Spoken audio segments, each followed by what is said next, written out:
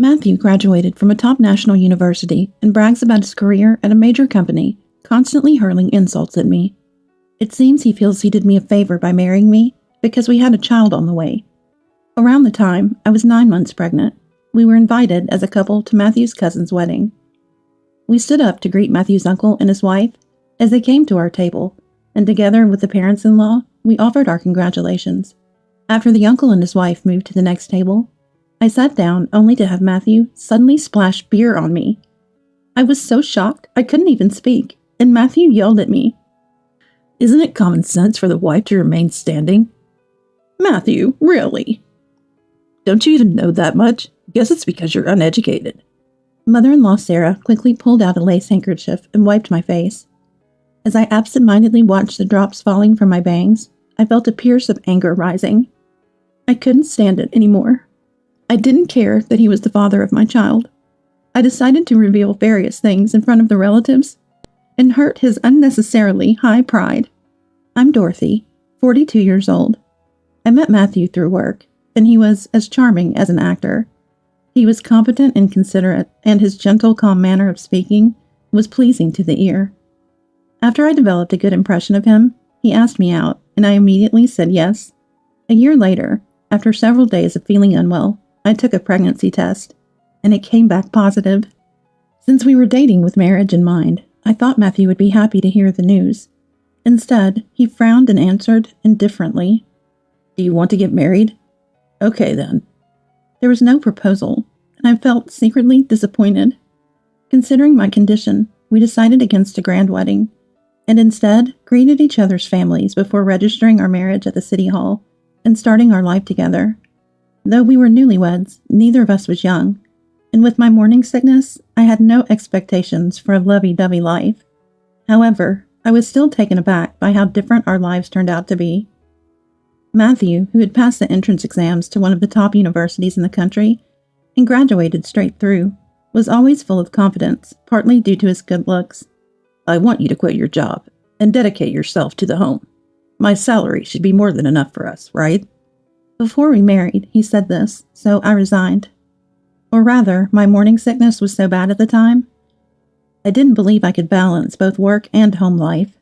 After marriage, his demeaning behavior towards me became more apparent. One day, after using all my energy to make breakfast and hang laundry due to severe nausea, I spent the whole day lying on the sofa. When Matthew came home from work and saw the dust on the floor, he lashed out at me. "You've been lounging around the house all day, and you haven't even cleaned?" "I'm sorry, I've been too sick to get up. Could you please buy something from the supermarket next door for dinner?" "Don't be ridiculous. You want me to eat pre-made food? What if I get sick? I'll give you 30 minutes to make dinner." Terrified by Matthew's anger, with veins bulging on his forehead, I had no choice but to comply, moving back and forth between the toilet and kitchen to prepare the meal. He complained about the food I made. "Mom's cooking is much better.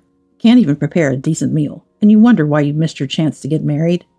Unable to even hold a knife properly, he said such awful things, even though he himself was marrying for the first time at his age.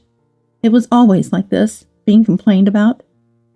On another day, when I could hardly eat anything due to morning sickness, he said, "I go to work even with a hangover, but you get to lie down at home? Must be nice." Since I never talked back, Matthew's behavior grew increasingly arrogant. His arrogance knew no bounds. Of course, I was grateful for Matthew working hard every night, sometimes even going on business trips. But I was thoroughly fed up with being mocked at every opportunity. Once, I managed to budget our limited finances and got my health back to manage the household chores properly. He started mocking my educational background. Matthew loves watching quiz shows on TV, mocking the participants gleefully whenever they make a mistake. Since the airing time overlaps with when I use the kitchen, I often end up being quizzed, and it makes me feel down. He especially enjoys it when students from his alma mater compete against students from other universities. "Hey, did you get that last question?" "No." "That's why people who haven't been to college are no good. You should start over from elementary school." He looks proud when his answers are correct. "Anyone who gets such an easy question wrong has a brain less than that of a monkey." It's true that Matthew is smart, but the pleasure he takes in looking down on me spoils his brilliance with his nasty character. I'd be in trouble if our kids turn out to be as dumb as you. He said that with a mocking smile, and I had no desire to respond. Moreover, Matthew is quite stingy. He gets mad if I buy a snack for around $1, yet he goes to bars, claiming it's for work, or indulges in expensive wine when he's tired from work. I reluctantly dipped into my savings from before I was married to buy cake or meet with friends and my sister at a cafe while Matthew was at work. You've got yourself a weird man, I vent while having lunch with my sister Melissa. Melissa looked at me with sympathetic eyes. She's constantly traveling for work, so she hasn't yet met Matthew. Unlike me, she's outspoken. He was considerate and had a wonderful smile when we were dating. As soon as you got married, his true colors showed. Hearing this makes me lose the desire to get married. Melissa shook her head, and then, as if she remembered something, said, By the way, I told you there was a reunion back home the other day, right? Yeah, at a local hotel. After the reunion, we were drinking with the usual crowd when a guy came up to us. Oh? Melissa and her friends are glamorous beauties. This guy was handsome but arrogant. Holding a mocha, he said, If you were my woman, you could live in luxury. I'd buy you a condo or anything. Wow, must be rich. He had a wedding ring on his left hand, yet said that. So I asked him if he was married. Guess what he said? What did he say? My brow furrowed. My wife is living off me. I can cheat, spend a fortune on women, and she can't say a word, he said. Ridiculous, right? We laughed it off with my friends, turned him down, and left the place. Which era does he think he's living in? Really, though? I thought to myself that it sounded exactly like something Matthew would say. But I didn't want to worry Melissa, so I kept it to myself. Lately, being with Matthew feels suffocating, wanting to assert his superiority over me, in more than just academics. He started to mock me like this, laughing. You know I married you because we had a baby on the way. You should be thrown away. I'm being kind by providing for you. You should worship me more. You're not grateful enough. Ah, am I like a cat or a dog that's been taken in? Yeah, those animals are probably treated much better. Thinking this makes me feel miserably pitiful. Was all the kindness during our dating days a lie? But maybe Matthew will change once the baby is born. Holding on to that faint hope, I couldn't bring myself to consider divorce.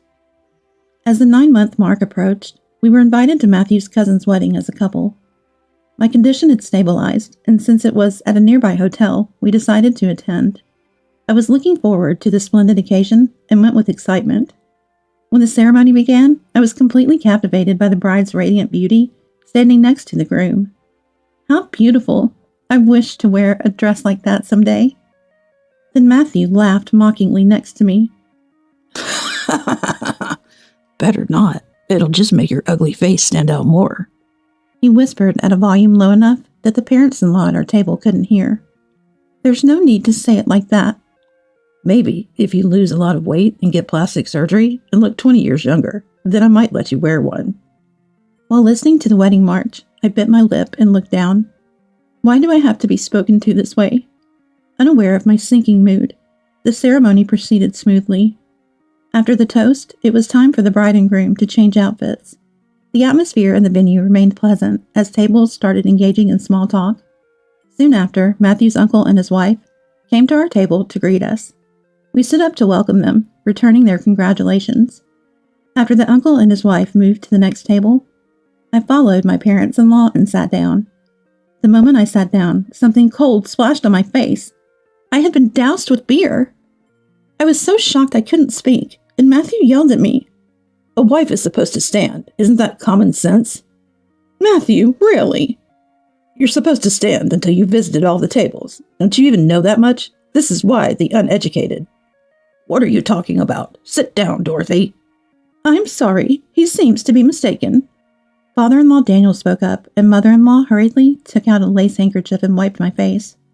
As I absent-mindedly watched the drops falling from my bangs, I felt a fierce anger boiling up inside me. I couldn't stand it anymore. It didn't matter that he was the father of my child. I was ready to reveal various things in front of the relatives and hurt his unnecessarily high pride. Someone had been silently watching Matthew yell at me. She had been sitting at the bride's friend's table and came running over the moment Matthew sat down. Yes? I knew it. You're the guy who approached us at the hotel bar the other day. Melissa, what's going on? Oh, it's true. The man who hit on us despite wearing a wedding ring? Matthew turned pale at Melissa's accusation. Loud enough for other tables to hear, Melissa's friend Linda exposed him. Let me see, what was it? Become my woman and you can live in luxury? I'll buy you a condo or anything? My wife lives off me, I can cheat, spend a fortune on women, and she can't say a word? That's what he said. Your wife is pitiful. Wait, Dorothy. Melissa's sister is that man's wife? Why is Melissa here? Oh, a friend of the bride. Melissa, who had brought her friends from the same table, feigned exaggerated surprise at seeing me. Though it was all an act, it shocked Matthew, so everything was going according to plan. The parents-in-law looked bewildered, comparing Melissa and her friends with Matthew. Did you hit on women even though you're married? Come on, Dad, don't believe their nonsense. Matthew, sweating profusely, tried to make excuses.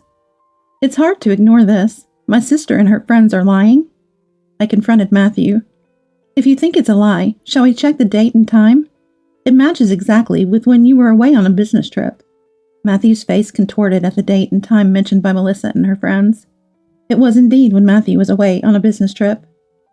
This man is incredibly stingy, gives me hardly any living expenses, even though he works at a big company and earns a good salary. And he's about to be a father, but only thinks about his own enjoyment. Even if he's handsome, it's despicable. Laughed at by Melissa's friends, Matthew turned red and looked down. My parents-in-law looked at Matthew with dismay. Matthew, what are you doing as the head of the family? Don't embarrass us. It's not like that, Mom. Dorothy, do something. What do you want me to do? Melissa and her friends are just stating the facts. I coldly dismissed him, and Matthew's eyes bulged with rage. If you say it's the truth, then show me the proof. Did you record my words or something? You didn't. At his words, Melissa's friends fell silent. After watching them quietly return to their table, Matthew glared at me. So, you were planning to embarrass me with your sister? Setting up that woman at the hotel I was staying at during my business trip? How can I possibly do that when I don't even know which hotel you would be staying at? It's you, isn't it? You must have checked. Fine. Remember this when we get home. As the bride and groom made their re-entry, I ignored Matthew's words and focused on the newlyweds. It was time for the bride and groom to visit the guest tables. They were supposed to perform the candle service, lighting candles. Suddenly, I noticed Matthew, who had been exploding in anger, now laughing as he gazed at the bride. The bride, Patricia, unnaturally turned her face away from Matthew. As they were leaving, Matthew inexplicably moved his glass of beer closer to the bride, Patricia, and spilled beer on her dress. Sorry, my hand slipped. Matthew, really? This is troubling. It's a rental. The bride lamented, to which Matthew quickly offered. I'm so sorry. It's best to wash it immediately, right? How about I accompany you to the bathroom so John can continue visiting the tables alone? No. It's weird to split up during the wedding. I'll go with her. Don't be shy. It would be bad if it doesn't end with the scheduled time. But John, the groom, hesitated next to the bride, who looked troubled. That's when I offered some advice. Was it John? You shouldn't leave them alone. Matthew was hitting on Patricia just now. I saw it. John's eyes widened. Wait, are you serious? Dorothy, stop spreading nonsense. Stop saying weird things. Matthew cried out in a panic. What's going on here? Are you trying to ruin the happy atmosphere? I don't enjoy this either, but Matthew, you're the one who caused it. I looked up at the bride and said firmly, Patricia is better to speak up early. Don't just endure it. Encouraged by my words, the bride looked determinedly at John and began. John, Dorothy's right. When I went to the bathroom earlier, Matthew hit on me. The bride continued as John was taken aback. John and Matthew, you've been friends since childhood, right? I kept quiet because I thought revealing this might ruin your relationship. But why should I have to endure this? The bride glared at Matthew and said in a stern tone, I remember every word he said. I'll tell everything. Stop. Ignoring Matthew's interruption, the bride spoke out loud for everyone to hear. He said things like, I'm smarter than John, work at a better company. Being my wife would be more beneficial for you. Just contact me after your honeymoon. Between what he said to Dorothy's sister and her friends, he really has no morals. Matthew covered his mouth with his hand, panicking as he looked back and forth between the angry faces of the bride and groom. John, you wouldn't believe such a woman, right? We're best friends, aren't we? Forgot all those times we played together as kids? John coldly retorted to Matthew's rapid speech. Of course I trust her. I knew about Matthew's bad habits with women, but hitting on the bride? That's messed up. Even if I'm just average, I'm a better person than you. The venue started buzzing as John's painful voice echoed. Relatives who understood the situation began to criticize. Matthew's handsome and was expected to succeed in our family, but he's always been arrogant. Over 40 and still behaving like that. No matter how smart, he's the worst, a disgrace to the family. Matthew turned red up to his neck. What an awful cousin, John. Maybe you should cut ties with him. John is way cooler than that old man. Shut up. Matthew stood up, yelling loudly enough to fill the venue. It was just a joke with the bride. You took it seriously. I was testing her to see if she'd easily flirt with other men. Good thing she's not a man-eater. You should thank me. Oh, yeah, sure. John laughed at Matthew's outburst. I'm here, giving you the honor of my presence. Forget it. This wedding's a waste of time. Dad, Mom, Dorothy, we're leaving. You're free to leave if you wish, I told him, and Matthew looked surprised. I looked straight at Matthew and declared firmly, I won't return to that room. I will not live with you anymore. I really wanted to hand him divorce papers right then, but doing so at a wedding would be inappropriate, so I planned to send them later. I don't want to see your face anymore. Leave quickly. Staying any longer would trouble everyone else. After saying this clearly, Matthew erupted in anger. Unable to bear being defied by his usually submissive wife, You, taking a father away from his child? No mother as low as you could raise a child properly. Leave if you want, but the child stays with me. I won't hand over this child to you. Then I'll hire a lawyer and fight. A capable man like me will surely win. How's a father like you in any way advantageous? You're still as delusional as ever. Shaking my head in disbelief, Melissa, who had been silent until now, stepped forward and handed Matthew a business card. I work in this field in case you're interested. I can introduce you to someone. Matthew's eyes widened as he looked at the business card Melissa handed him. Head of the office? From that major firm? You knew that. As expected, quite knowledgeable. Melissa smiled. I didn't know your sister was a lawyer. Why didn't you tell me? I smiled thinly. Oh, did you want to know? I thought it might hurt your unnecessarily high pride. Then Melissa chimed in. Just to correct what Matthew might be misunderstanding, Dorothy didn't go to college because she prioritized recovering from an illness over continuing her studies abroad. She had been accepted to a university in England. Such a waste. Well, I never mentioned it because it's not something to boast about. My eldest brother and older brother went to universities in England, and Melissa graduated from H University. Quite international, right? Matthew looked at me as if I were an alien. That's impossible. Dorothy can't answer a single question on quiz shows. Because if I did, it would hurt your pride. Belittling me daily because you think you're smarter is what you live for. I looked at Matthew with pity. I know all those answers. Maybe next time, I'll give you the answers before they're revealed on the show. Matthew, gaping like a fish, received my final blow. I just hope our child doesn't end up as foolish as you. Exposed to the icy stares of me, Melissa, the bride and groom, and both families, Matthew must have felt unbearable. He twisted his face in frustration and fled, followed by the parents-in-law, to the laughter of the guests. After Matthew and the parents-in-law left, the wedding was canceled. The bride and groom decided to hold a reception later just for friends, apologizing for ruining the special day. But John forgave them easily. I'm partly to blame for inviting Matthew. Don't worry about the money. We'll make sure he pays. As I declared, I moved back to my parents' home after the wedding. I had considered staying in a hotel until finding a new place, but my family insisted on hosting me. After arranging for movers and sending Matthew the compensation claim and divorce papers, I received a call the next day. Why should I pay compensation? I was just disciplining my wife. You're going to raise a child on your own, right? I won't pay child support. I took the phone away from my ear and calmly responded, Oh, is that so? Then we can settle this in court, which will cost you more. You can have that condominium. Just give me half its value. Compensation and appraisal value, all in one payment. Ignore this and I'll sue. Good luck. Please, Dorothy, spare me the compensation. I have to pay John too, and together it'll drain my savings.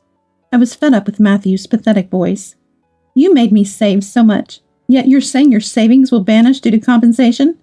Perhaps you spent it on other women. Matthew fell silent. I hit the nail on the head. I wasn't even angry. I had set up the compensation high, anticipating this. Eventually, Matthew gave in and transferred the compensation to my account.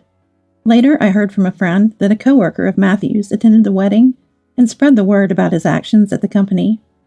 Losing his boss's trust, Matthew was transferred to a less significant department, and his salary was significantly cut. Though he was popular among female coworkers for his work, he lost his appeal the moment he veered off the elite track. Matthew's confidence plummeted, and he quickly aged. Once handsome, he now looked pitiful with disheveled, graying hair and a sagging suit. Whenever he approached female coworkers, they screamed and ran away. I safely gave birth to a healthy boy, and with Melissa's help, raised him without returning to my hometown. We moved to the condominium bought with the compensation, and I started working at Melissa's office while my child attended a childcare center. So far, child support has been promptly deposited every month. I threatened to garnish his wages if he defaulted, which seemed effective. Next time, I hope to find someone far better than Matthew, who will adore my child. Without a father, I plan to pour twice the love into raising my child with care.